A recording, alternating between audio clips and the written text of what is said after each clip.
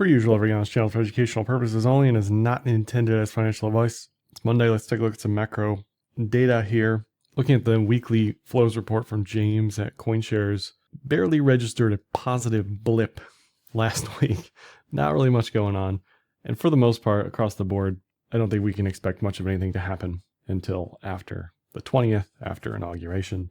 I think a lot of investors are just waiting to allocate to see what the policies are, to see what the market appetite and sentiment and digestion of news might be. So not much is going on that front. I'll take a look at BTC in a second, but as far as MSTR goes, it's also sideways chop. Most charts right now look like this, where no trend metrics are going to tell you that there's a fresh trend about to start or there is a great bull trend in action. That just isn't the case. You can look at the 1050, you can look at the alligator, you can look at anything you want. My preference is obviously the cloud, and this just doesn't look ready for bullishness just yet. So cash, still my preference for the most part relative to risk assets. Maybe into Friday you start buying or something, but this is the most limbo of limbos we're going to be in until the 20th. Then at least we'll know something. Before I go any further here, let me mention today's video sponsor, Kraken Pro. Kraken Pro is a complete overhaul of the Kraken trading experience with a one-stop shop for advanced and professional traders. Kraken Pro enables efficient trading execution across multiple markets with a UI that allows for unique optimization tailored to your trading style. You can check out Kraken Pro with a link in the description of this video. Not investment advice. Crypto trading involves risk of loss. Cryptocurrency services are provided to U.S. and U.S. territory customers by Paired Ventures Inc., PVI, DBA, Kraken. Looking at the old BTC here on the cloud, again, this is not the beginning of something. This is the end of what was a great trend that started in September, October. We busted out of the 8 months of chop, 8 months of down chop, and now we have another period of consolidation. Thus far, it has continued to look more bearish than bullish. You can say it's a head and shoulders, which I've done a few times now, but it is not carrying bullish expectations. And all of this may change in a week, but where I'd feel comfortable holding more BTC on the trading wallet side would be anything that stabs down sub 83, just measuring the depth of this range lower, looking at the cloud. We can pop on the 20-week moving average. We can pop on the yearly pivots. Both of those point to 80K. So from a trading perspective, dipping to that level would be excellent if Saylor would allow for that. If Saylor would have allowed for this in December, we may have already been on our merry way. Now that would be hard because of the macro side that I'm about to get to, but there's people like me sitting on the sidelines with cash, waiting for a dip to buy, who may not get a dip. That's fine. But that's when the capital is going to come in. The capital is going to come in because a lot of people are seeing this and looking at this momentum rolling over and would feel much more comfortable down here. But hey, we'll see if we get it. Maybe we do, maybe we don't. There's definitely a clock on this until the 20th and thereafter. Looking at the schedule for the week, we have PPI tomorrow, we have CPI Wednesday. Both of these should be elevated relative to last month's print. I don't know if that's going to be shocking based on the ISM that came out last week, which was hot. All that is to say, inflation is on the rise, and it's just a matter of to what degree, and if that is a surprise or not to the market. Tons of Fed speak as well this week, and some housing stuff at the end of the week. Looking at the Fed rate probabilities, no rate cut is expected until September. I can't imagine a rising CPI is going to shift this any further. If inflation's on the rise and unemployment is falling, that is not a cutting regime. If anything, that could lead to rising rates. So as far as rates go, in a vacuum today, pre-Trump, this may be as good as it gets. Post-Trump, who knows? We could see anything. We could see tariffs kicking off inflation. We could see oil lower on drill baby drill. We could see a shadow Fed president. Who knows? We'll find out shortly here. But as of today, no expectation for cuts in the near term. And this is the issue here. It's not raging inflation relative to what we saw in 2020. But if inflation's on the rise, what should the Fed be doing? The Fed should not be cutting. Now, if they want to bring their inflation band above 2% and say this is the new band is 2.5 to 3.5, okay, fine. But they haven't done that. They haven't reached their old target yet. So if they're moving goalposts before they reach the 2% target, that would be problematic. And there just doesn't seem to be a need or urgency to bring rates lower. And what you definitely wouldn't want to see is inflation post-Trump or during Trump's admin continuing to rise, which is perfectly reasonable. This month's CPI print will be higher on a month-over-month basis, like I said. January clocking in slightly lower as we're 13 days in here on estimations. And generally, you can see some cooling here across the board. It's just, why bring rates down if we haven't hit 2 yet is going to be what the hawks say. So there's definitely going to be pushback for bringing rates lower. And you could argue the long end of the bond market is revolting because it's up 100 basis points since the cutting cycle began. So the path here is certainly less obvious. GDP still looks fine, not recessionary, between 2 and 3%. The real issue is the dollar. The dollar continues to move higher and has continued to move higher since October. It's moved from 100 to 110 in that time period. The last time we were at 110, BTC was at 24K. So kind of miraculous that BTC has held up this level, and that just goes to show you the effect of the ETFs, the effect of potential pro-BTC policies coming in, really helping this picture. Best case for digital assets is Trump comes in, there's some sort of weakness in the dollar that's manufactured or otherwise, and it goes lower. But it's hard to expect or predict that and trade around that until we start to see some weakness here. It hasn't happened, period. And the same thing with the 10-year yields. 10-year yields continue to push higher. This is a new multi-month high, nearing 4.8. And on the risk side of the equation, you are always competing with the risk-free rate, regardless of, inflation type expectations. But this narrows the gap if yields are rising like this. And it's not a risk-on environment. It could point to other issues as well, like debt issuance, which we clearly have a problem with. And this is, of course, TLT, which doesn't look bullish, but come February, maybe this turns around. Maybe this is just a massive falling wedge, right? Maybe there's some sort of intervention and pushes TLT from 85 to 100. The dollar goes back down to below 105. 10-year yield goes below 4.5. All this stuff is possible, theoretically, but we just haven't seen it yet. And then when you look at global liquidity relative to BTC, this chart's been making the rounds. Honestly, before March, this chart started making the rounds. There were a lot of people rooting for this as M2 was breaking out. And then as M2 is pulling back, everyone's saying, no, this isn't right. This isn't right. Of course it's right. It followed liquidity and has generally followed liquidity most of the time. The issue is there's not just one thing that drives everything. It's not always correlated. It's not perfectly inversely correlated. It's not perfectly lead lagging the relationship. It's just a headwind or a tailwind. So right now, unquestionably, it is a headwind, period. Okay. What you do with that information is up to you, but it's harder to be bullish if M2, if the money supply, if liquidity is dropping like a stone, like it is. And last time liquidity was down here on the index, we were closer to 60.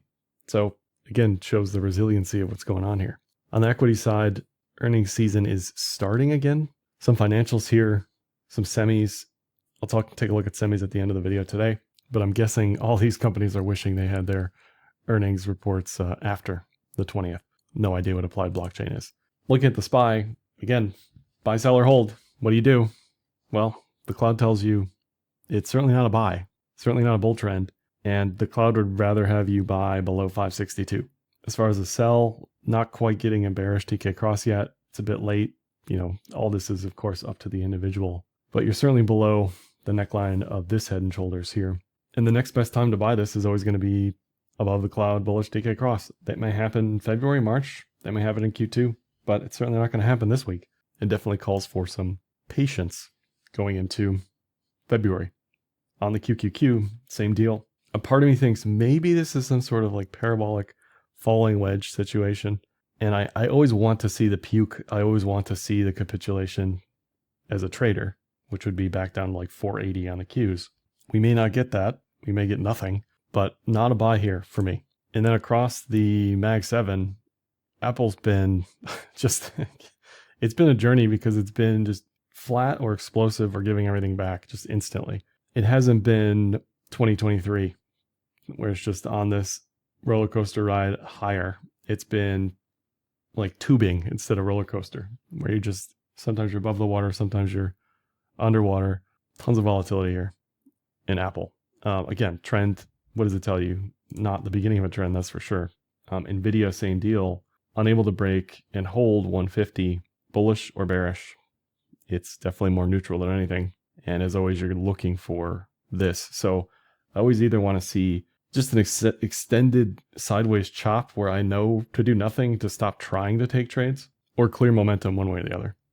And here we've had just huge chop and hasn't been exactly helpful. Microsoft, same deal. What is there to really trade here? I don't really see much. It was hinting at breaking down for most of 2024, really went nowhere for most of 2024. Now it's back to where it was at the beginning of 2024. Doesn't seem like there's a lot of buyers on Microsoft up here. Meta has done reasonably okay. Trend-wise, it's holding this channel, so it looks stronger than the rest. But is it like a screaming long here? Not for me.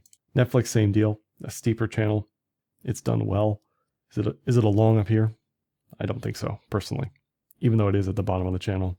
Most of this stuff is correlating with weakness just across the board. Amazon, same deal. Is it a falling wedge? Is it a head and shoulders? Is it a Kijun bounce that we might get at like 210? I just think you got to be patient with this stuff. Nothing looks great up here. Same thing with Google. Is this a head and shoulders? Probably. It's not bullish, right? It's just trendless chop. Maybe this morphs into an ascending triangle with a breakout above 195 later on in the year. Maybe this whole thing is a massive cup and handle. Perfectly possible, but doesn't quite look like anything here to me. Tesla, also maybe a falling wedge. You can see how this kind of went parabolic into the election and after the election. Now it's giving a little bit back. I suppose you could try a Kijun buy down here, but it feels a little late in the game when it was at 150 in April last year. As far as semis go, I had a request for looking at this sector. If you have a sector you want me to look at, let me know. A few people requesting like robotics or quantum and stuff like that. Those got absolutely slaughtered. So we can look at those, but probably a better time to look at those later on in the year. The most well-known semis ETF is SMH. And this has largely gone sideways since September last year. Really hasn't gone anywhere since kind of like March, April last year. And currently, does this look like anything? I don't think so. It's literally just chop back and forth. So if you like trading the range, you've got a range from 237 to 257. You can just try to ping pong and hope it continues to eternity. But as we look at the components of this thing, you'll see why this has really gone nowhere. And of course, NVIDIA is the largest holding, and that is choppy and flat, failing to break highs. This is TSM, had a decent case for an inverted head and shoulders building into the beginning of the year, briefly broke out and immediately pulled back. And along with everything else, it just looks like it needs time, and patience makes more sense here. It's not bearish per se, but to see zero follow through, zero continuation, certainly not what you want to see from a multi-month chart pattern like that. AVGO, kind of the same deal. It broke out and then stalled, maybe an inverted Adam and Eve here, and it started to pull back. This is a great example on legacy as to why you do have to kind of cheat these chart patterns a little bit. You do have to start buying probably a little bit sooner than you would on crypto, just because of earnings or whatever else. This stuff can gap up and get away from you. And the other thing about this pattern specifically on triangles, when we get over 3/4 complete on the triangle, it's usually a pretty good time to start buying if you're confident in the trade. So up here, it feels a little late to me, and you probably want to wait for everything else to make a decision there. And then as we go down the list, this other stuff, ASML, what is this, right? This is nothing. Huge chop, huge volatility, massive avoid for me. AMAT, less choppier, but also not bullish. These are weekly charts at this point. Just doesn't look good. Texas Instruments, also flat, choppy, massive volatility all over the place. Not for me. AMD, breaking down on the weekly. 2020 and 2021, this is where you want to live. This stuff is nothing, right? There's just nothing here, at least for me, trend-wise. Qualcomm, I must have had some old notes on because this falling wedge breakout was drawn on the chart when I pulled up the ticker. It reached the measured move of that, the fib level, and then just pulled back. So these things have traded technically well. The targets are hitting levels you'd expect, but they're just not continuing. And now you've got this head and shoulders possibility below the cloud. So once again, there's nothing to trade here for me on the long side. MU also. What is this, right? This looks like MSTR. All these charts look like this. Just nothing. Literally nothing. Waiting for the trend to pick back up again. Marvell was one a few people were asking about a couple weeks ago. Entry-wise, it looks a little late up here, and it kind of moved in Q4 along with everything else. But it's definitely one of the stronger trends that's intact still. Doesn't look as bearish as everything else. So maybe it's a watch around 100 if you're confident in the sector. And then INTC on the monthly. I mean, this is just depressing, right? It's gone from 66 to 20 in a couple of years, whereas NVIDIA's gone from 0 to infinity. And everybody else is doing laps around this company. Best case for them is CEO getting fired, government intervention, something to get this going again. And then lastly, on Bitcoin miners, this is WGMI. This has been 2 years of up chop, extremely volatile, fairly nonsensical some of the time. But here is kind of no man's land for me. Even if you're a range enjoyer, you like this closer to the bottom of the range that's been holding relative to whatever this is. For me, it would either be the bottom of the range or back above the midpoint, back above the cloud. But ideally, you're getting these like bursts, these waves of trend or momentum, something that you can get a decent return on. But it's been pretty gross across the board for most of the miners. Maybe we get another falling wedge type fractal here into the remainder of the year. So all in all, not a lot of bullish things to say, but you got to keep in mind, this is the last week of the Biden presidency, and things may change dramatically on the 20th and forward. That's all for this one. Like, dislike, comment, share, subscribe, and happy trading.